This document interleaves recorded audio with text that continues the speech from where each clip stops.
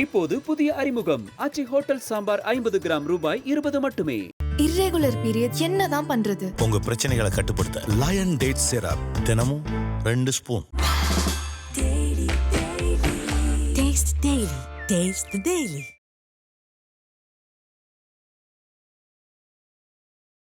திரள் நிதி வாங்கி கட்சி நடத்துறான், எப்படியோ கட்சி நடத்துறான். அதை கேட்க வேண்டிய வேலை ஐபிஎஸ் அதிகாரி, காவல்துறை கண்காணிப்பாளரோட வேலையா? சொல்லுங்க. நல்ல தமிழ் தாய்க்கும் நல்ல தமிழ் தகப்பனும் பிறந்ததுதான் இந்த மாதிரி பேசுவி அப்படின்ட்டு. இது இனவாதம் தானே சார்? இப்படி தானே நீங்க பேசுறீங்க, தொடர்ந்து எதாவது பேசிட்டு இருக்கீங்க. நீங்க என்ன வேணா பேசலாம், நாங்களாம் பொறுத்துக்கிட்டு ஐயா நீங்க சொல்லுங்க ஐயான்னு கேட்டுக்கணுமா? ஐயா கருணாநிதி இருப்பார், அவர் மகன் வருவார், அவர் மகன் வருவார், தொடர்ச்சியா நம்ம அவங்களால ஆளப்படுவோம்ங்கிறது மன்னராட்சியா மக்களாட்சியா? சொல்லுங்க. இதெல்லாம் ஒரு விமர்சனமா? அந்த ஆளுன்னு பேசுறாரு. திரும்ப பேசினாங்கன்னா நல்லா இருக்குமா? நீங்க வகிக்கிற பதவிக்கு அப்ப குய்யோ முய்யோன்னு கத்துவீங்க, கூட இருக்கிற வாடகை வாய்களை வச்சு கடிக்க விடுவீங்க.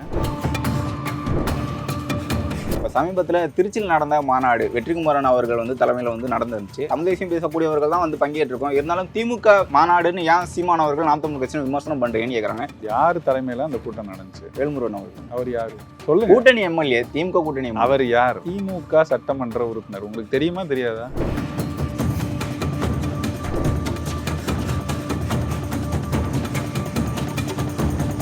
ஐபிசி தமிழ் நேயர்களுக்கு வணக்கம். இன்று நம்முடன் இணைந்திருக்கும் சிறப்பு விருந்தினர் நாம் தமிழர் கட்சியை சேர்ந்த திரு கார்த்திகை செல்வன் அவர்கள். வணக்கம் சார். வணக்கம்.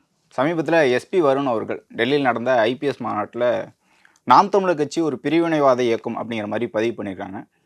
இது குறித்து நாம் தமிழர் கட்சி என்ன மாதிரியான நடவடிக்கைகள் எடுத்துக்கிட்டு இருக்காங்க, அது குறித்து முதல் கருத்தை சொல்லுவாங்க சார். இவர் இப்போ கடைசியாக செய்த செயல்பாடு தான் சொல்கிறீங்க. தொடர்ச்சியாகவே ஒரு ஓராண்டு 1.5 ஆண்டாவே ஒரு நாம் தமிழர் கட்சியை சார்ந்து சில வேலைகளை தொடர்ச்சியாக செஞ்சுட்டு தான் இருக்காரு. அதுக்கெல்லாம் பொறுமை காத்தோம், நிறைய பொறுமை காத்தோம். அப்புறம் கொஞ்சம் எதிர்வினை விமர்சனங்கள் இருந்துச்சு. ஆனால் துறை ரீதியான நடவடிக்கை எடுக்க சொல்லி அவர் மேலே புகாரெல்லாம் கொடுக்கல, பெரும்பாலும் தவிர்த்து தான் வந்தோம்.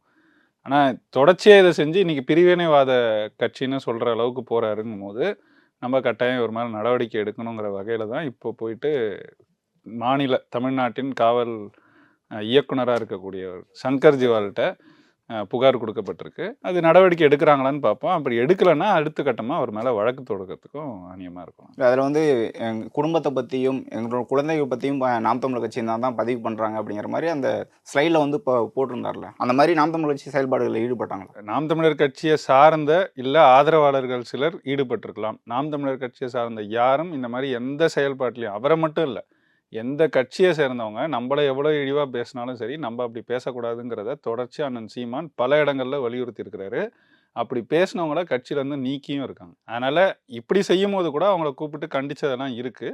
இவர் சார்ந்த செய்தியில் எந்த பொறுப்பாளரும் நேரடியாக இந்த மாதிரி எந்த செயல்பாட்டிலையும் ஈடுபட்டாங்கன்னு சொல்லி ஒரு 2 பேரை அவங்க கைது செஞ்சு நடவடிக்கை எடுத்தாங்க. அதையும் நாம் தமிழர் கட்சி மறுக்கலாம் இல்லை. நடவடிக்கை எடுக்குன்னா எடுங்கன்னு சொன்னோம். ஆனால் கூட்டிகிட்டு போய் அவங்க கண்ணை கட்டி ஒரு இடத்துல வச்சு சட்டத்துக்கு விரோதமாக அவங்கள அடித்து துன்புறுத்தி கெட்ட வார்த்தை, இவர் என்ன சொல்கிறாரு, அவர் குடும்பத்தை பேசினதை சொல்கிறாரு.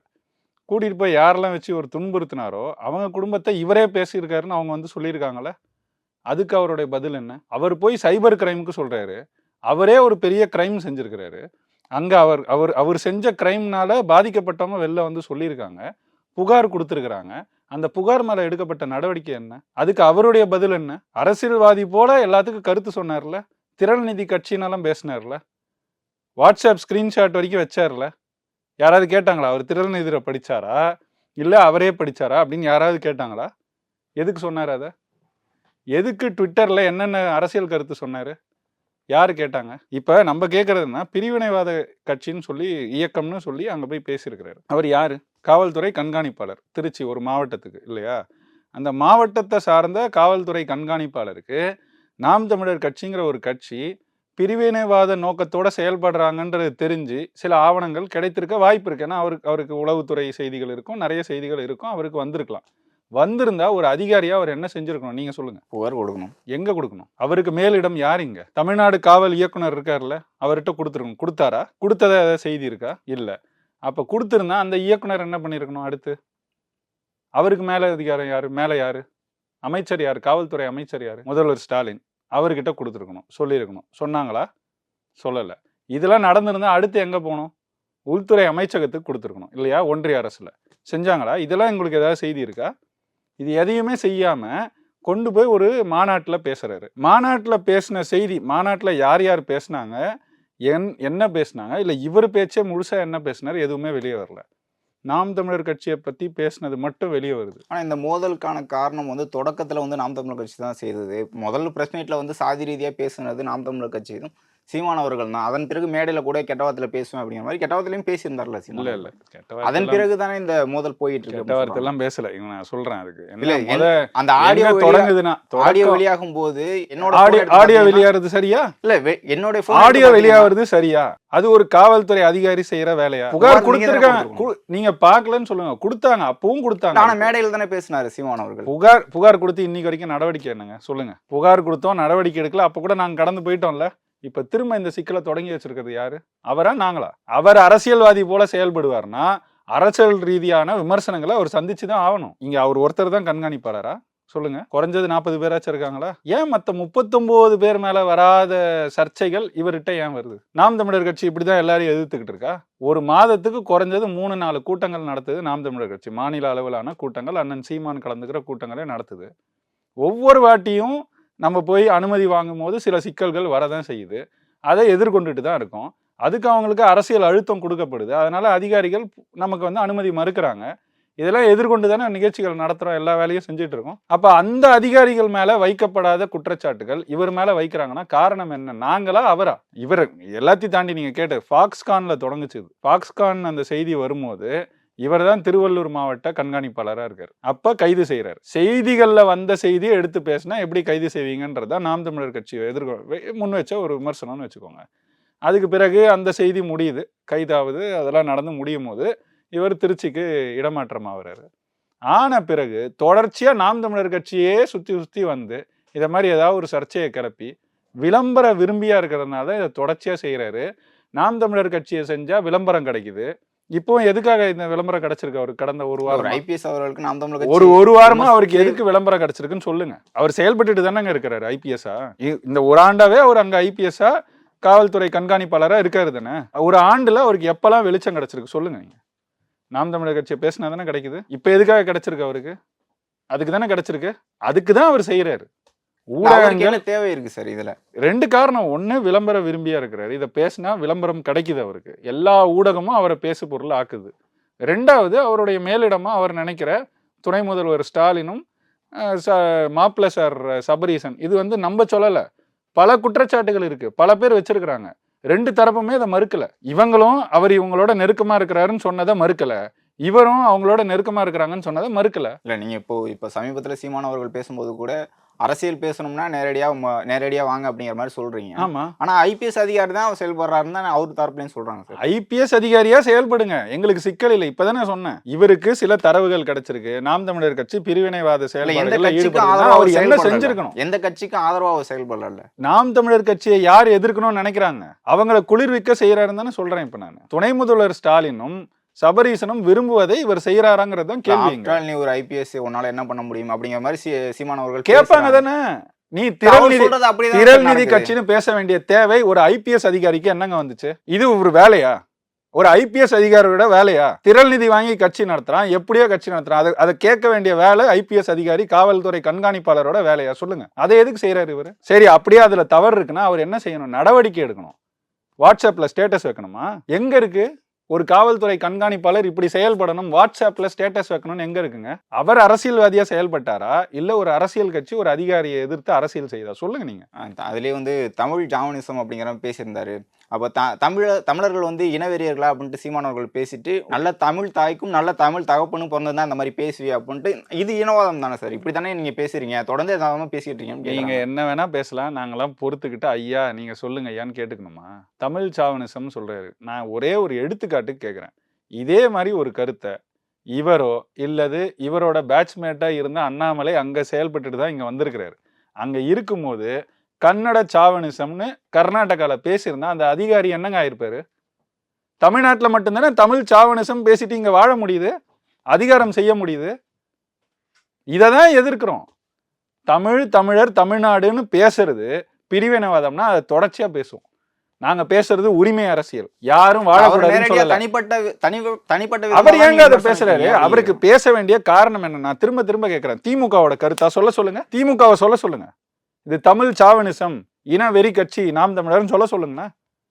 அவங்க ஏன் சொல்லலை? அவங்க சொல்லாததை, ஒரு அரசியல் கட்சி செய்யாததை ஒரு அதிகாரி செய்ய வேண்டிய தேவை என்ன இருக்கு? அப்ப இருக்குன்னா சொல்லுங்க. எதன் அடிப்படையில பிரிவினைவாத கட்சின்னு சொன்னாரு அது விளக்கியிருக்காரா? இப்போ செய்தி ஆயிருச்சு. இதை யார் இந்த காட்சியை வெளியிட்டது? புரியுதுல உங்களுக்கு? இதையே வெளியிடுறாரு. எங்க ஐபிஎஸ் மாநாட்டு ஒரு காரணியே வெளியிடுறாருன்னா இவர் இன்னும் என்னென்ன செஞ்சிருப்பாருன்னு உங்களால யூகிக்க முடியுதா? அப்ப இவர் அரசியல்வாதி போல செயல்படல. இவர் ஒரு அதிகாரியா இருக்கிறார். ஒரு அதிகாரிக்கு கொடுக்க வேண்டிய அனைத்து மரியாதையும் எல்லாத்தையும் ஒரு அரசியல் கட்சியான நாம் தமிழர் கட்சி கொடுக்கணும்னு நீங்க எதிர்பார்க்குறீங்க. இல்லை, உலகம் முழுக்க ஒரு தடை செய்யப்பட்ட அமைப்போட தொடர்புல இருக்காங்க அப்படின்ட்டு அதை குறிப்பிட்டு தான் அதை சொல்றாரு சார். தொடர்புல இல்லைங்க, அவங்கள தான் அவங்க வழி வந்தவங்கன்னு சொல்லிட்டு தான் இந்த கட்சி நடக்குது. தலைவர்னு யாரை சொல்றோம்? இந்த கட்சியோட தலைவரா யாரை சொல்றோம்? அண்ணன் சீமான் என்ன சொல்றாரு? நான் அண்ணன் தான், தலைவர் அவர் தான் சொல்லியிருக்காரா இல்லையா? சொல்றதுக்கு தடை இருக்கா? அப்புறம் எப்படி அங்கீகரிக்கப்பட்ட மாநில கட்சின்னு தேர்தல் ஆணையம் அங்கீகரிக்குது? அப்ப தேர்தல் ஆணையத்தை விட வருண்குமார் ஐபிஎஸ்க்கு தான் அதிகம் தெரிஞ்சிருக்கு இல்லையா? அப்படி எடுத்துக்கணுமா? இதை சொல்லுங்க. இது குறித்து அண்ணாமலை அவர்கள்ட்ட கேட்கும்போது ஒரு அரசியல் கட்சியை விமர்சிக்க தேவையில்லை, தொடர்ந்து அரசியல் தான் பயணிக்கிறாங்க அப்படின்ட்டு ஆதரவு தெரிவிச்சிருக்காங்க. முக்கியமான தலைவர் அப்படின்ட்டும் அண்ணாமலை அவர்கள் குறிப்பிட்டு பேசியிருக்காங்க. அண்ணாமலை குறிப்பிட்டாலும் குறிப்பில்லைனாலும் நாம் தமிழர் கட்சி அண்ணாமலை வந்த பிறகுதான் இங்க அரசியல் செய்யுதா என்ன? அண்ணாமலை அதிகாரி ஆகிறதுக்கு முன்னாடில இருந்து நாம் தமிழர் கட்சி இந்த வேலையை செஞ்சுட்டு தான் இருக்கு. திடீர் ஆதரவு நிலைப்பாடு எடுக்கிறாரு நாம் தமிழர் கட்சி. அது அவரோட பல இடங்கள்ல அப்படி பேசியிருக்காங்க. அண்ணன் சீமான் கூட மாரிதாசுக்கு ஆதரவு தெரிவிச்சாரு. எதுக்கு தெரிவிச்சாரு? ஒரு அடக்குமுறைக்கு உள்ளாகும் போது யாரா இருந்தாலும் தெரிவிக்கணும் அந்த ஆதரவு. அதுதான் சரி. அது இவங்க எப்படி இருக்காங்கன்னு பாருங்க. திராவிடம் பேசுறாங்க, எல்லாருக்கும் எல்லாம் பேசுவாங்க, பாசிசம்னு எதிர்ப்பு அப்படின்னு பேசுவாங்க. கடைசியில் இவங்களே பாசிசத்தை செய்வாங்க. இந்த மாதிரி செயல்பாடுகள் நடக்கும்போது வாய் மூடி அமைதியாக இருப்பாங்க. என்ஐஏ வந்துச்சு, என்ஐஏ ரெய்டு பார்த்தீங்க தானே? அப்போ இந்த திராவிட கட்சிகள் இயக்கங்கள் யாராவது ஒருத்தர் நாம் தமிழர் கட்சிக்கு ஆதரவாக பேசுனாங்களா? நின்னாங்களா? நிற்கல தானே? அப்போ அதிகாரங்கள், அது எந்த அதிகாரமாக இருந்தாலும் இங்கே ஒரு ஒடுக்குமுறைக்கு யாரையாவது உள்ளாக்கும் போது அவங்களோட விடுதலைக்கும் பேச வேண்டியதானே சரியான விடுதலை அரசியல். இவங்க எங்க செஞ்சாங்க அதை? இப்போ வருண்குமார் குறித்து எதுவுமே பேசலன்னு சொல்றீங்க. சமூக வலைதளங்கள்ல பதிவு பண்ணும்போது இந்த வரதட்சணை குறித்து எஸ்பி வருண் அவர்களோட வரதட்சணை குறித்து பதிவு பண்றாங்க. இடும்போனம் கார்த்தி அவர்களும் ஒரு பதிவு பண்ணியிருக்காங்க அந்த வரதட்சணை அப்படின்ட்டு. இது தொடர்ந்து தனி மனித தாக்குதலாக தானே இருக்கு நாம் தமிழர் கட்சியை பொறுத்தவரைக்கும். நான் திரும்பவும் கேட்குறேன், திருநீதி கட்சின்னு இவர் பேசும்போது அது தனி மனித தாக்குதலா இல்லையா? ஒரு கட்சி மேல இவர் வைக்கிற ஒரு கேவலமான விமர்சனமா இல்லையா? இவரை பத்தின வரதட்சணை புகார் நாம் தமிழர் கட்சி கொடுத்துச்சா? நாம் தமிழர் கட்சி செய்தியாக்குச்சா? அந்த மாதிரி தான் சார் அவரோட தனிப்பட்ட வாழ்க்கையை தானே நீங்க பதிவு பண்றீங்க. பல பேரோட தனிப்பட்ட வாழ்க்கையை தாங்க இவர் எடுத்து வெளியிட்டாரு. அவங்களோட கைபேசியில சார் அவர் தான் வெளியிட்டாரு. வேற அவர்கிட்ட அவர் தானே பறிமுதல் செஞ்சாரு. கைபேசியை அவர் தான் பறிமுதல் செஞ்சாரு. அதுல இருந்து வெளியாயிருக்கு. வெளியாருந்து எப்படி வெளியாச்சுன்னு புகார் கொடுத்துருக்காங்க. இன்னைக்கு வரைக்கும் நடவடிக்கை இல்லை. எப்படி வெளியாச்சுன்னு சொல்லல. அப்புறம் வேற யாருன்னு நினைப்பாங்க? இவரே இந்த கட்சியை பத்தி இப்படி பேசுறாரு. இந்த கட்சியை திரள்நிதி கட்சின்னு பேசுறாரு. இந்த ஆடியோக்கள் இந்த பக்கம் வெளியே வருது. தொடர்ச்சியா பொய் புகார் கொடுத்து ஒவ்வொரு முறையும் வரவங்க கிட்ட இருந்து போனை வாங்கி வச்சுக்கிறாரு. அப்ப இதை நீங்க வேற எப்படி பார்க்கணும்? இது மட்டும் இல்லை, நான் இன்னொன்னு சொல்றேன். இது எல்லாமே அவரா தேடிக்கிறது தான். அவரு முதல் நாள் முதல் காட்சி உதயநிதியோட திரைப்படத்தை போய் பாக்குறாருங்க. இது தனிப்பட்ட செய்தி தானே? யாரு அதிகாரிகளா இருந்தாலும் அவங்களுக்கும் தனிப்பட்ட விருப்பு வெறுப்புகள் இருக்கலாம். அதெல்லாம் எந்த சிக்கல் இல்லை. நாங்க அதை பேசு பொருள் ஆக்க போறதும் கிடையாது. அதை பாலிமர் ஊடகத்துக்கு சொல்லி அதை காட்சிப்படுத்தி அது அவர் காவல்துறை கண்காணிப்பாளர், இவர் உதயநிதியின் பெரிய ஃபேன், எல்லா படத்தையும் முதல் நாள் முதல் ஷோ பார்த்து விடுவார்னு செய்தியா வருது. ஏதாவது ஒரு கண்காணிப்பாளருக்கு, காவல்துறை அதிகாரிக்கு இந்த மாதிரி ஒரு காட்சி வந்திருக்கா? சொல்லுங்க. இப்ப இதெல்லாம் செய்யறது யாரு? இந்த மாதிரி தொடர்ச்சியா செயல்பட்டு அவரை வெளிப்படுத்திக்கிறது அவர் தான். நாங்க குற்றச்சாட்டுகள் வைக்கிறது எல்லாமே எங்களை தனிப்பட்ட முறையில ஒரு கட்சியை ஒரு அதிகார நிலையில இல்லாம தனிப்பட்ட முறையில ஒரு அணுகும்போது மட்டும்தான் விமர்சனமா நாங்க வைக்கிறோமே தவிர, மற்ற 39 குறைஞ்சது 39 கண்காணிப்பாளர்கள் இருக்காங்க. யார் மேலேயும் இந்த மாதிரி எந்த குற்றச்சாட்டும் வச்சது இல்லையா நாம் தமிழர் கட்சி. இப்போ இந்த குற்றச்சாட்டு வச்சார்ல, பிரிவினைவாத ஒரு இயக்கமா இருக்கு அப்படின்ட்டு, நாம் தமிழர் கட்சிக்கு ஆதரவா எந்த கட்சியுமே தமிழ்நாட்டில் பேசல. என்ன காரணம்? இங்க இருக்கிற அதிகார மையங்கள் எல்லாமே திமுகவை விசிகாவில் ஒரு பிரச்சனை வருது, திருமாவளவன் அவர்களுக்கு ஒரு பிரச்சனை வருது, சீமானவர்கள் விசிக அண்ணன் திருமாவளவன் பேசுறாருன்னு வச்சுக்கோங்க. திமுக கோச்சுக்குமா இல்லையா? விஜய் கலந்துக்கிறாருங்கிறதுக்காகவே திமுக கோச்சுக்குன்னு ஒரு நிகழ்வையே புறக்கணிச்சிட்டாரு திருமாவளவன். ஆனா தொடர்ந்து என்ஐஏ ரெய்டு வந்துச்சு. இப்ப இப்படி பேசுறாங்க பிரிவினைவாத கட்சின்னு. வாயை திறக்கலையே. அதுவும் எதுக்காக பேசினாரு? பிரிவினைவாத இயக்கம்னு சொன்னது எதுக்காக சொன்னாரு? ஆதரவு நிலையில இருக்கிறாங்க அப்படின்னு தானே சொன்னாரு. நீங்க ஆதரிக்கிறீங்களா இல்லையா? விசிகா, மதிமுக ஆதரிக்குதா இல்லையா? பாமக அப்போ இவங்க எல்லாரும் பேசியிருக்கணும் தானே. மக்கள் தொடர்ச்சியாக பார்த்துட்டு தாங்க இருக்காங்க. இப்போ திருமாவளவன் அவர்கள் குறித்து குறிப்பிட்டிருந்தீங்க. விஜய் அவர்கள் பங்கேற்கிற அந்த நிகழ்வுல வந்து சீமான் அவர்கள் சொல்லியிருந்தாங்க, அந்த நிகழ்வுல திருமாவர்கள் பங்கேற்க மாட்டாங்க அப்படின்னு சொல்லியிருந்தாங்க. சீமான் அவர்கள் சொல்லி தான் அவர் பங்கேற்கலையா? இல்லை அப்படிலாம் கிடையாது. அண்ணன் இவ்வளவு ஆண்டுகள் அரசியல் பார்த்துருக்கோம்லங்க. இவ்வளவு நாள் அரசியல் பார்த்த எங்களுக்கே ஒரு புரிதல் வருது. அண்ணன் எவ்வளவு காலம் பார்த்துருக்கிறார், அவங்களோடலாம் இணைஞ்சே பயணிச்சிருக்கிறாரு. அப்போ தெரியும் தானே எது எப்படி நடக்கும், இன்னைக்கு எந்த நிலையில இருக்காங்க, எப்படி செயல்படுவாங்கன்றது தெரிஞ்சு முன்கூட்டி சொன்னார். அவ்வளோதான். அதெல்லாம் அவர் சொல்லவும் இல்லை, எந்த நெருக்கடி கொடுக்கவும் இல்லை, இதை பற்றி பேசவும் இல்லை. இப்போ ஆளூர் சானவாஸ் அவர்கள் வந்து கூத்தாடி, விஜய் ஒரு கூத்தாடி அப்படிங்கிற மாதிரி பதிவு பண்ணியிருக்காங்க. இதற்கு முன்பு வந்து விமர்சனம் இருந்துச்சு. இந்த விமர்சனம் பற்றி உங்களுடைய கருத்து சொல்லுங்க சார். அது உதயநிதியும் அதே மாதிரி சொல்றதுக்கு துணிவார ஆளூர் சார்னவாஸ்னு அவரை பார்த்து தான் நம்ம கேட்கணும். ஏன்னா உதயநிதியே சொல்லியிருக்காங்க, இது ஒரு அரசியல் நிகழ்வு இல்லை, இது ஒரு சினிமா நிகழ்வு, அதை பற்றி கருத்து சொல்ல விரும்பலை அப்படிங்கிற மாதிரி சொல்லியிருக்காரு. சினிமா நிகழ்வுக்கு அவர் கருத்து சொல்ல மாட்டார் இல்லையா. அவங்க அப்பா அவரும் ஒரு வாரம் முன்னாடி எந்த படத்தை பார்த்துட்டு கருத்து சொன்னாங்க? 1 வாரம் 2 வாரம் தானே ஆகுது. ஒரு படத்தை பார்த்துட்டு கருத்து சொன்னாங்க. அப்போ ஏன் சொன்னாங்க? அவ்வளோ வேலையாக இருக்காரு, துணை முதல்வர் வேலை, முதல்வர் வேலை, நிறைய வேலை இருக்குது, சினிமாவை பார்க்க முடியலன்னா பண்ண வேண்டியதானே. எதுக்கு தொடர்ச்சியாக படங்களை வெளியிட்டுக்கிட்டு இருக்காரு? இதெல்லாம் ஒரு விமர்சனமா? அந்த ஆளுன்னு பேசுகிறாரு. திரும்ப பேசுனாங்கன்னா நல்லா இருக்குமா நீங்கள் வகிக்கிற பதவிக்கு? அப்போ குய்யோ முய்யோன்னு கத்துவீங்க, கூட இருக்கிற வாடகை வாய்களை வச்சு கதற விடுவீங்க, கத்த விடுவீங்க, கடிக்க விடுவீங்க. இதெல்லாம் என்ன மாதிரி செயல்பாடு? இல்லை, ஆதவ அர்ஜுன் அவர்கள் வந்து மன்னராட்சி அப்படிங்கிற விமர்சனம் வைக்கும்போது இது மக்களாட்சி தான் நடந்துகிட்டு இருக்கு, அது கூட தெரியலையா அப்படின்னு கேட்குறாரு சார். மன்னராட்சியாக நடந்துகிட்டு இருக்கு. மன்னராட்சிங்கிறது சரியான விமர்சனமாக தான் நாங்கள் பார்க்குறோம். ஐயா கருணாநிதி இருப்பார், அவர் மகன் வருவார், அவர் மகன் வருவார், தொடர்ச்சியாக நம்ம அவங்களால ஆளப்படுவோங்கிறது மன்னராட்சியா மக்களாட்சியா? சொல்லுங்க. மக்கள் ஏன் அங்க இருக்கிற துறைமுருகன் ஆனாங்க நான் கேட்கறது என்னன்னா, கட்சியினரும் எம்எல்ஏக்களும் சரி தேர்ந்தெடுக்க மக்கள் வந்து துணை முதல்வரை தேர்ந்தெடுத்தாங்களா இல்ல சட்டமன்ற உறுப்பினரை தேர்ந்தெடுத்தாங்களா? சட்டமன்ற உறுப்பினர்கள் தான் தேர்ந்தெடுக்கிறாங்க. அப்போ அந்த சட்டமன்ற உறுப்பினர்கள்ல சரி இவர் வந்து கட்சியின் தலைவர் முதல்வர் ஆயிட்டாரு ஸ்டாலின், சரி ஏற்கிறோம். துணை முதல்வர் பதவிக்கு அவருடைய மகன் உதயநிதியை கொண்டு வராங்கல்ல, அது எந்த தகுதியின் அடிப்படையில எந்த மக்கள்கிட்ட கேட்டு மக்கள் விரும்பி அங்க கொண்டு வந்தாங்க சொல்லுங்க. மக்கள் கேட்க வேண்டிய தேவை இல்ல, மக்கள்கிட்ட போய் கேட்கணுமா முதலமைச்சர்? அப்ப நம்ம என்ன கேள்வி கேட்கிறோம்னா, துரைமுருகன் இருக்காருல சட்டமன்ற உறுப்பினர் தானே, பெரியசாமி இருக்காருல சட்டமன்ற உறுப்பினர் தானே, நீண்ட காலமா இருக்காங்கல்ல, மூத்த அமைச்சர்களா இருக்கிறாங்கல்ல, உதயநிதி பிறக்கிற காலத்திலிருந்து சட்டமன்ற உறுப்பினராக இருந்திருக்கிறார் துரைமுருகன். என்ன இவருக்கு இருக்கிற எந்த தகுதி அவருக்கு இல்லை, எதனால அவரால் துணை முதல்வர் ஆக முடியல, உதயநிதியில ஆக முடியும் சொல்லுங்க. இதுக்கு பேர் தான் மன்னராட்சி. இல்லை சார், அதான் கட்சியினரும் எம்எல்ஏக்களும் எதிர்ப்பு தெரிவிக்கல தானே. அப்படிதாங்க அந்த கட்சியை வளர்த்து வச்சிருக்கிறாங்க. கருணாநிதி இதுக்காக 50 வருஷம் வேலை பார்த்துருக்கிறாருங்க.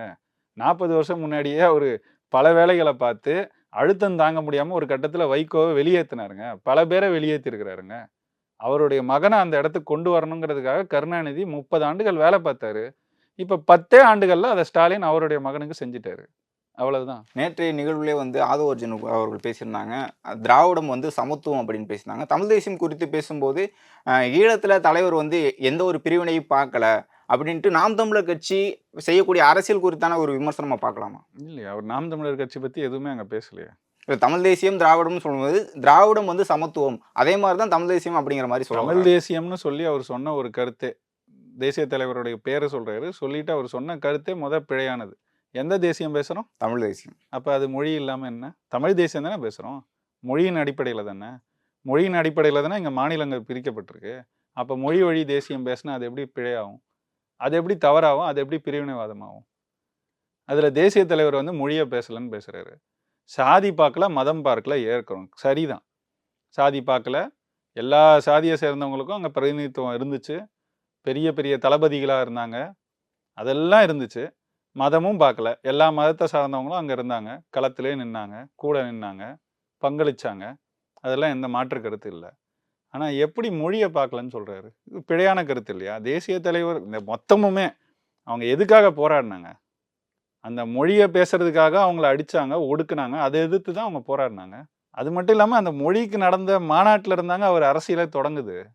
தேசிய தலைவரோட அரசியல் தொடக்க காலத்தில் முதல் கட்ட போராட்டத்தில் உலகத்தமிழ் மாநாட்டில் நடந்த சிக்கலை ஒட்டி தான் அவங்களாம் சேர்ந்து தான் அதை நடத்துனாங்க. இது கூட தெரியலன்னா அவர் கற்றுட்டு வரணும். விசிகால துணை பொதுச் செயலாளராக இருக்காரு, ஒரு இயக்கத்துக்கு ஆதரவு நிலையில விசிகா இருக்குன்னு சொல்றாங்க. ஆனா அந்த இயக்கம் எதுக்கு போராடுச்சுன்னு அவருக்கு தெரியல. அங்க அம்பேத்கர் இல்லாம பெரியாரையும் அவர் குறிப்பிட்டு பதிவு பண்ணியிருந்தாங்க. அந்த திராவிடம்ங்கிறது சமத்துவம்னு சொல்லியிருந்தாங்க, அது குறித்து உங்களுடைய பார்வை சொல்லுங்க. திராவிடம் சமத்துவம்னா நேற்று எதுக்காக வேங்கை வயல் சிக்கலை பத்தி அங்க அத்தனை முறை பேசினாங்க. அண்ணன் திருமாவளவனே நேர்காணல் கொடுக்கும்போது சொல்றாரு, இன்னைக்கும் அம்பேத்கரை ஒரு சாதிக்கான தலைவரா பாக்குற நிலை தான் இங்க இருக்கு, இந்த மண்ணில் அப்படிதான் இருக்குங்கிறாரு. அதே திருமாவளவன் கொஞ்ச நாள் முன்னாடி இது பெரியார் மண், இங்கெல்லாம் சனாதனிகள் நுழைய முடியாது அப்படிங்கிறாரு. இங்க பாகுபாடு இல்லைங்கிறாரு. இன்னொரு பக்கம் அம்பேத்கரை இப்படி பார்க்குற நிலை தான் இந்த மண்ணில் இருக்குங்கிறாரு. இப்படி மாத்தி மாத்தி பேசுறாங்க. நம்மளை பொறுத்த வரைக்கும் கூட திராவிடம் அப்படிலாம் இல்லை. திராவிடம் மீண்டும் மீண்டும் சொல்றோம், அது ஒரு இல்லாத தத்துவம். அந்த தத்துவம் எதுக்காக உருவாக்கப்பட்டதுன்னு நம்ம ஆய்ந்து பார்க்கும்போது, தமிழர் அல்லாதவர் தமிழ்நாட்டில் அதிகாரம் செலுத்துவதற்காக உருவாக்கப்பட்ட ஒரு கோட்பாடாக தான் நாங்கள் அதை பார்க்குறோம். அதை தாண்டி அது ஒரு மொழி கிடையாது. திராவிடம்னு மொழி இருந்ததில்லை, திராவிடம்னு ஒரு இனம் இருந்ததில்லை, திராவிடம்னு ஒரு நிலப்பரப்பு இருந்ததில்லை, எதுவும் இருந்ததில்லைங்க. அதனால் அந்த கருத்தையே நாங்கள் ஏற்கலை. தமிழ்னு இருக்குது, அதே மாதிரி ஆந்திரர்களுக்கு தெலுங்குன்னு இருக்குது, கன்னடர்களுக்கு கன்னடம்னு இருக்குது, மலையாளிகளுக்கு மலையாளம்னு இருக்குது. அதை வச்சு ஒரு அதிகாரம் நிறுவனம். மொழி வழி தான் எங்கள் தேசிய இனமும் உருவாகியிருக்கு. அப்படி தான் நிலப்பரப்பும் பிரிக்கப்பட்டிருக்கு. அதை வச்சு அங்கே அந்த மொழி பேசுகிறவங்களுக்கான உரிமைகளை வச்சு ஒரு நல்ல வாழ்வை உருவாக்கணுங்கிறது தான். மற்றவர்கள் எப்படி வாழ்கிறாங்களோ அதுபோல் எங்கள் நிலத்தில் நாங்கள் வாழணுங்கிறது தான் நாம் தமிழர் கட்சியோட உரிமை அரசியல். இன்றைக்கு கூட திருமாவளவன் அவர்கள் பதிவு பண்ணியிருக்காங்க, அம்பேத்கரை வந்து எதிர்க்க முடியல, இங்கே பெரியாரை எதிர்க்கக்கூடியவர்கள் வந்து அம்பேத்கரை எதிர்க்க முடியலன்னு சொல்கிறது நாம் தமிழர் கட்சி தான் குறிப்பிட்டு சொல்கிறாரு. அவர் அப்படிலாம் சொல்லலை. சொல்லணும்னா சொல்லட்டும், நம்ம பேசுவோம். அப்படி எதிர்க்க முடியாதுங்கிறதெல்லாம் இல்லைங்க. தேவை என்ன இருக்குன்னு தான். அம்பேத்கர் வந்து தமிழர் அரசியலுக்கு எதிராக எதுவுமே பேசலையே. நாங்கள் ஏன் தேவையில்லாமல் அவரை போய் எதிர்க்கணும்? அவர் உரிமை அரசியல் சார்ந்து நிறைய பேசியிருக்கிறாரு. எடுத்துக்கிறதுக்கு தான் அவர்கிட்ட நமக்கு நிறைய இருக்குது. முரண்படுறதுக்கு இருக்கானா இருக்குது. எங்கே முரண்படணுமோ அங்கே முரண்படுவோம். சொல்லியிருக்கோமே, ஏற்கனவே பேசியிருக்கிறோமே. அம்பேத்கர் அவர்கள் இந்த மொழி வழி மாகாணம் பிரிக்கிறதுக்கு எதிராக இருந்தார். அது சரியான கருத்து இல்லை. இந்தியா முழுமைக்கும் ஒரு ஒற்றை மொழியாக இந்தி இருக்கணும் முன் வச்சிருக்கிறாரு. அதை நம்ம ஏற்கலை, எதிர்க்கிறோம். இதெல்லாம் எதிர்த்திருக்கோம் தானே, எதிர்க்கவே இல்லைன்னு சொல்றது. இப்போ மொழி வழி தேசியம் பேசுறவங்களுக்கு எதிரான எந்த கருத்து இருக்கோ அதை எதிர்த்திருக்கிறோம். மற்ற கருத்துக்கள் உரிமை சார்ந்து அவர் சரியா தான் பேசியிருக்கிறாரு, சமூக நீதி சார்ந்து சரியா தான் பேசியிருக்கிறாரு, ஏற்கிறோம். ஐயா பெரியாரை பார்க்கும்போது இதுல ஏகப்பட்ட பிழைகள் இருக்கு, முரண்பாடுகள் இருக்கு. அந்த முரண்பாடுகளை முன்வைக்கிறோம். அதுல என்ன பிழை இருக்கு? இன்றைக்கு சேகர் பாபு அவர்கள் வந்து களத்திற்கு வராத தற்கூரி அப்படிங்கிற மாதிரி விஜய் அவர்களை விமர்சனம் பண்ணியிருக்காங்க. அவரெல்லாம் ஒரு சீமானவர்கள் சமீபத்தில் பேசும்போது நேரடியா வந்து உதவி பண்ணலனாலும் அங்கேயே பனையூர்ல கொடுத்தாலும் உதவி பண்ணாரு அப்படிங்கிற மாதிரி பாராட்டியிருக்காரு. விஜய் அவர்களை பாராட்டுன்னு சொல்லியிருக்காங்க. நாம் தமிழர் கட்சி சமூக வலைதளங்களை விஜய் அவர்களை விமர்சனம் பண்ணும் போதே சீமானவர்கள் பாராட்டுறாங்க. இந்த அரசியல் எப்படி சார் பார்க்கணும்? அதாவது சேகர் பாபு பேச்சு இருக்குல்ல, அதெல்லாம் கொண்டு வராதீங்க. அவர் என்ன பேசினாரு? களத்திற்கு வராத தற்கொலை. சிதம்பரத்துக்கு போய் இந்த தற்கொலை என்ன பேசினாரு? நீங்க விசாரணைக்கு ஒத்துழைக்கணும், அதுதான் மனுநீதி மனு தர்மம்னு பேசினாரு. இது சரியா? மனுநீதி மனு தர்மத்தின்படி தான் இங்க ஆட்சி நடக்குதா? அதுதான் திராவிட மாடல் ஆட்சியா? அதுக்கு என்ன பதில் சொன்னாங்க இந்த ஆட்சியாளர்கள்? அவர் மேல நடவடிக்கை எடுத்தாங்களா அப்படி பேசினதுக்கு? அதையெல்லாம் செய்யாம இவர் வந்து பேசுறாரு, அது ஒரு கருத்து. நீங்க எங்ககிட்ட வந்து கருத்து இதை எங்களை இழிவுபடுத்துறது மாதிரி இருக்கு. அடுத்து அண்ணன் சீமான் அவர்கள் ஏற்கனவே தெளிவா சொல்லிட்டார், ஒருத்தரை எதிர்க்கிறோம்னா கருத்தியெல்லாம் அவர் கருத்து எங்களுக்கு ஏற்புடையதில்லை, எதிர்க்கிறோம். அதுக்காக அவர் என்ன செஞ்சாலும் எதிர்க்கணும்னு தேவையில்லையே. ஆனா சமூக வலைதளங்களையும் நாம் தமிழ் கட்சி பொறுப்பாளர்களும் தொடர்ந்து விமர்சனம் பண்ணியிருந்தீங்க. விமர்சனம் இருக்குன்னா கட்டாயம் கருத்தியா வரல அப்படிங்கிற விமர்சனம் பண்ணியிருந்தீங்க. ஆனா சீமான் அவர்கள் பாராட்டுறாங்க. அண்ணன் என்ன சொல்றாரு? அவர் ஒரு திரை பிரபலம், போனாருன்னா அவரை பார்க்கறதுக்கு கூட்டம் கூடும். அவர்கிட்ட இருந்து அது கட்சியில இருக்க நிவாரணத்தை வாங்குறதுக்கு வரவங்களை விட அவரை பார்க்க வரவங்க கூட்டம் அதிகமா வந்துடும், தேவையில்லாத நெரிசல் வரும், அதனால சிக்கல் வரும். அதனால அவர் அப்படி செஞ்சதை ஏற்கலாம் அப்படின்னு சொல்லியிருக்காரு. இதை விஜய் அவர்களுமே நேற்று மேடையில பேசியிருக்காரு. இதுலலாம் எனக்கு உடன்பாடு இல்லை, ஆனா என்ன பண்றது, சில நேரங்கள்ல அந்த கட்டாயத்துக்காக செய்ய வேண்டி இருக்குங்கிறாரு. இதை கேட்டீங்கன்னா நம்ம சொல்லுவோம், மக்கள் துயர்படும் போது அவங்க கூட நிக்கிறது தான் சரியான அரசியல். அதுதான் இந்த மண்ணுக்கான அரசியல். அதை நாங்க செய்யறோம். இது எங்க அரசியல். அதை நாங்க பேச முடியும். அதை செய்யற எனக்கு என்ன இருக்கு, நோக்கம் இருக்கு இல்லைங்கிறத விஜய் அவருடைய செயல்பாடுகள் வழியா, பேச்சு வழியா வெளிப்படுத்திக்கிறார். இல்ல கட்சியினருக்கும் சீமானவர்களும் ஒரு குழப்பம் இருக்கா? ஏன்னா சீமானவர்கள் ஒண்ணு சொல்றாரு, ஆனா முதல் நாளே வந்து விமர்சனம் வச்சது வந்து வீடியோக்கள் போட்டது வந்து நாம் தமிழர் கட்சியினர். என்ன வீடியோ போட்டாங்க? யார் போட்டாங்க? ட்விட்டர்ல போடவே இல்லையா சார்? யார் வீடியோ போட்டாங்க சொல்லுங்க. பாத்திமா ஃபர்கானா ஒரு வீடியோ போட்டிருந்தாங்க. என்ன போட்டாங்க? விஜய் அவர்கள் நேரடியா வரலங்கிறதுனால. களத்துக்கு வரல தானே அவரு? களத்துக்கு வரல தானே? அதான் அவங்க திட்டுறாங்க, சீமானவர்கள் பாராட்டுறாங்க. என்ன திட்டுறது இல்லைங்க, ஒரு மாற்று கருத்தை வைக்கிறாங்க. மாற்று கருத்தை வைக்க கூடாதா? விஜய் என்ன அவ்வளவு புனிதரா? இல்ல சீமானவர்களுக்கும் நாம் தமிழர் கட்சிக்கும் மாற்று கருத்து இருக்கான்னு கேக்குறேன். நாம் தமிழர் கட்சிக்கு அண்ணன் கருத்து தாங்க நாம் தமிழர். அதன் பிறகுதான் சார் அந்த கருத்து சொல்றாரு, அவரு பாராட்டுறாரு. முதல் நாள் முழுக்க விஜய் அவர்களை திட்டிங்க. இது ஒரு பார்வைங்க. அவர் வந்தா தேவையில்லாத கூட்டம் கூடும், கூடாம இருக்கிறது நல்லதுன்னு அண்ணன் சொல்லியிருக்கிறாரு. அது சரிதானே அந்த கருத்து? அந்த கருத்து பிழைங்கிறீங்களா? அந்த கருத்து கட்சியினருக்கு தெரியும். அதை ஏன் கட்சியினர் பேசுறாங்க தானே. இப்ப நீங்க என்ன கேக்குறீங்க, பேசுறோம். வேற யார்கிட்ட கேட்டீங்க, என்ன மறுத்தாங்க சொல்லுங்க. சமூக வலைதளங்கள் முழுக்க இடுமோனும் பதிவு பண்ணியிருந்தாங்க. பதிவு காமிக்க முடியும். சரி காமிங்க, பேசுவோம். எனக்கு நான் கேக்குறது என்னன்னா, பாத்திமா பரானா தான் சொன்னாங்கன்றீங்க. களத்துக்கு வரலன்றத வரலன்னு தானே சொல்ல முடியும், வந்தாருன்னு சொல்றீங்களா? இல்ல வர வேணாம்னு சீமான் அவர்கள் சொல்றாங்க, வரணும்னு நாம் தமிழர் வர வேணான்னுலாம் சொல்லுங்க, வராம செஞ்சிருக்கிறாருன்னு கேட்கும்போது அது அவருடைய விருப்பம்னு சொல்றாரு. அதுல என்ன பிழை இருக்கு? வர வேணான்லாம் அண்ணன் சொல்ல, அது நீங்க சொல்ற கருத்து வந்து அதை மாத்தி சொல்றீங்க. அப்படி சொல்லல, அண்ணன் சொன்னது வராம இருந்தாலும் பரவாயில்ல, மக்களுக்கு நல்லது செய்யணும்னு நினைக்கிறாருல, அது வரைக்கும் போதுங்கிறது தான் அண்ணன் கருத்து. இப்போ சமீபத்தில் திருச்சியில் நடந்த மாநாடு வெற்றிக்குமரன் அவர்கள் வந்து தலைமையில் வந்து நடந்துருந்துச்சு. அதில் தாவக தலைவர் வந்து பங்கேற்றிருந்தாங்க, வேல்முருகன் அவர்கள் பங்கேற்றிருந்தாங்க. அது வந்து ஒரு திமுக மாநாடு, ஆனால் தமிழ் தேசியம் பேசக்கூடியவர்கள் தான் வந்து பங்கேற்றிருக்கோம். இருந்தாலும் திமுக மாநாடுன்னு ஏன் சீமான் அவர்கள் நாம் தமிழ் கட்சியை விமர்சனம் பண்ணுறீங்கன்னு கேட்குறாங்க. இன்னொரு தமிழ் தேசிய கட்சி வந்து உருவாகக்கூடாதுன்னு நினைக்கிறதா நாம் தமிழ் கட்சி அப்படின்னு கேள்வி. தாராளமாக உருவாகட்டும், இன்னும் ஒன்றும் இல்லை 10 உருவாகட்டும். ஏற்கனவே உருவாகி இருக்கு, எதிர்த்து போயிருக்கிறாங்க, இங்கிருந்தே பிரிஞ்சு போயிருக்கிறாங்க, எதிர்த்து உருவாக்கி இருக்கிறாங்க. அதெல்லாம் நிக்கல, செயல்படலை, அதுதான் உண்மை. இன்னைக்கு களத்துல பாத்தீங்கன்னா இவங்களும் செய்யட்டும், அதுல செய்ய வேணான்னு யாரும் சொல்லல. ஆனா யாரை தலைமையா வச்சு செய்யறாங்க? ஏன் திமுகன்னு சொன்னாங்கன்னு நீங்க கேள்வி கேட்குறீங்க. ஏன் திமுகன்னு சொல்லக்கூடாது? திமுக கட்சியிலேருந்து யாரும் பங்கேற்கல. அந்த கூட்டத்துக்கு தலைமை யாரு? வெற்றிக்குமரன் அவர்கள் தானே. யாரு தலைமையில அந்த கூட்டம் நடந்துச்சு? வேல்முருகன் அவர்கள். அவர் யாரு? கூட்டணியில தான் சார் இருக்காரு. திமுக அவர் யார் சொல்லுங்க? கூட்டணி எம்எல்ஏ, திமுக கூட்டணி. அவர் யார்? திமுக சட்டமன்ற உறுப்பினர். உங்களுக்கு தெரியுமா தெரியாதா? அவர் தாவாக்கா கட்சியின் தலைவரா இருக்கு, அதனாலே ஒரு திமுக ஆயிடுறாரு. அவர் திமுக உறுப்பினராகி தானங்க சட்டமன்ற உறுப்பினர் ஆயிருக்காரு. திமுக உறுப்பினர் தானங்க அவரு. இல்லைன்னு சொல்லுங்க அவரை. அவர் சட்டமன்ற பதவி போயிடும். அவர் அந்த கட்சியில் உறுப்பினராகி தான் சட்டமன்ற உறுப்பினர் ஆயிருக்கிறார். உதயசூரியன் சின்னத்துல நின்று திமுகவின் சட்டமன்ற உறுப்பினர், திமுக கொறடா என்ன சொல்றாரோ அதை தான் சட்டமன்றத்தில் அவர் செயல்படுத்த முடியும். அப்படி இருக்கும்போது அப்படிதான் பார்க்க முடியும். அதை நாங்கள் ஒன்றும் எதுவும் பிழையாவோ கொச்சைப்படுத்துறதுக்கோ எந்த கருத்தையும் சொல்லல. திமுக எம்எல்ஏவின் தலைமையில் நடக்கிற கூட்டத்தை திமுக கூட்டம் சொன்னால் பிழைன்னா நீங்கள் சொல்லுங்கள், வேறு எப்படி சொல்லணும்? இல்லை, அதில் சீமான் அவர்களே பேசியிருந்தாங்க, உதிரிகள் எனக்கு பின்னாடி இருக்கக்கூடிய அழுக்குகள் அப்படிங்கிற மாதிரிலாம் விமர்சனம் பண்ணுறாங்க. இன்னொரு கட்சி இதுலேருந்து அவங்களதான் அப்படி சொன்னாருன்னு அவர் வேற யார் சார் சொன்னாங்க? வெளியேற நிறைய உண்மையா இல்லை, நாம் தமிழ் கட்சி வெளியேறி நிறைய பேர் போயிருக்காங்கல்ல, அவங்கள பற்றி தொடர்ந்து அன்றைக்கு பேசுனது அந்த மாநாட்டு குறித்து தானே பேசியிருந்தாரு சீமான். பல கருத்துக்களை பேசுகிறாங்க, வெளியேறினவங்களை பற்றியும் சேர்த்து தான் சொல்லியிருக்கிறார். சொல்லும் போதே சொன்னார், ஓ இவன்லாம் உள்ள இருந்துகிட்டே இந்த வேலை பார்த்தானான்னு இப்பதான் எனக்கு சிலரை பத்திலாம் தெரிய வந்துன்னு சொல்லியிருந்தார்ல. சிலர்லாம் எப்படி வெளியேற்றுறதுன்னு நானே முழிச்சுக்கிட்டு இருந்தேன், நல்ல வேலையா எனக்கு உதவி இருக்கிறாங்க அப்படின்னு சொல்லியிருக்கிறாருல. இதெல்லாம் சேர்த்து தான் நீங்க பார்க்கணும். அது சொன்னதோட தொடர்ச்சி தான் அந்த கருத்து. இங்க இருந்து போன நிறைய பேர் அங்க போய் சேர்ந்துருக்கிறாங்க. பல இடங்கள்ல இங்க சிக்கலா இருந்தாங்க, கட்சியின் வளர்ச்சிக்கு தடையா இருந்தவங்க போயிருக்கிறாங்க. போனதை வரவேற்கிறோம், போகட்டும், நல்லது, கட்சி இப்போ வளரும். இவங்களால தடைப்பட்டிருந்த அந்த வளர்ச்சி இனிமேல் கொஞ்சம் பெருசா வளருங்கிறது தான் அண்ணனோட கருத்து. சரிங்க, இவ்வளவு நேரம் உங்களுடைய நேரத்தை ஒதுக்கி உங்களுடைய கருத்துக்களை தெரிவித்ததுக்கு மிக்க நன்றி. இப்போது புதிய அறிமுகம் ஆச்சி ஹோட்டல் சாம்பார் 50 கிராம் ரூபாய் 20 மட்டுமே. இர்ரெகுலர் பீரியட் என்னதான் பண்றது? உங்க பிரச்சனைகளை கட்டுப்படுத்த லயன் டேட் சிரப் தினமும் 2 ஸ்பூன். Taste the Daily.